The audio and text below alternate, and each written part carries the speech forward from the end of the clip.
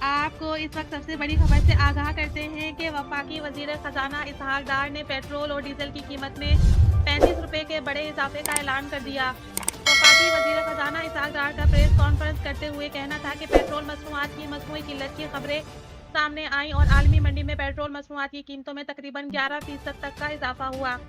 ہمیں ان سب چیزوں کو سامنے رکھنا پڑے گا۔ ان کا کہنا تھا کہ پیٹرول کی قیمت میں 50 روپے فی لیٹر تک اضافے کی قیاس آرائیاں بھی کی جا رہی ہیں۔ پچھلے 4 ماہ میں ایک بار بھی پیٹرول مصنوعات کی قیمت کو نہیں بڑھایا گیا۔ اوگرا کی جانب سے تجویز پیش کی گئی کہ پیٹرول مصنوعات کی مصنوعی قلت کو ختم کرنے کے لیے قیمتوں میں اضافہ کیا جائے۔